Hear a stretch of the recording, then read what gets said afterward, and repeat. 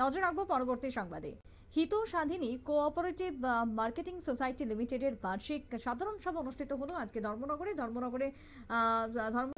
তাদের সোসাইটির ভবনে এই সাধারণ সভার আয়োজন করা হয়। উপস্থিত ছিলেন রাজ্যের বিধানসভার অধ্যক্ষ বিশ্ববন্ধু সেন এবং অন্যান্য বিশিষ্টরা। প্রদীপ জ্বালিয়ে অধিবেশনের উদ্বোধন করা হয় এবং তারপরে সভায় 2024-25 অর্থ বছরের আয় ব্যয়ের যে হিসেব তা বিস্তারিত তুলে ধরা হয় এবং তারই সাথে মোট 100 জন সদস্য রয়েছেন এই কোঅপারেটিভ সোসাইটিতে। একজন সরকারি আধিকারিক সহ বন্যায় ক্ষতিগ্রস্তদের জন্য তারা 25,000 টাকা চেক তুলে দিয়েছেন অধ্যক্ষের হাতে। কি বক্তব্য অধ্যক্ষের উঠে এসেছে শুনুন।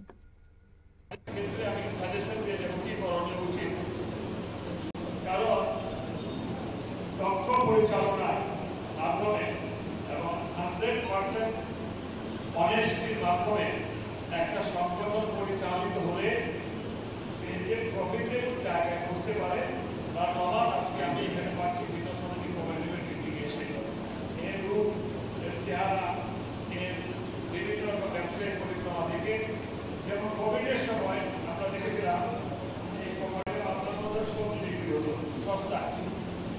এই যে জিনিসগুলো আমি অনেকদিন আগে বলেছি, আমি দুর্গাপুরে একবার দেখে এসেছিলাম, সেখানে স্টিল প্ল্যান্ট প্রায় কয়েক লক্ষ 2-2.5 লক্ষ লোক সেখানে চাকরি করে। তাদের নিজস্ব যে কোম্পানিটি, সে বিশাল ব্যাপার। আমার নিজের চোখে দেখা কিভাবে সেই কোম্পানিটি প্রফিট করে। একটা জায়গায় আমার একটা ঘটনা। আপনারা শুনলেন বিশ্ববন্ধু সেনের বক্তব্য।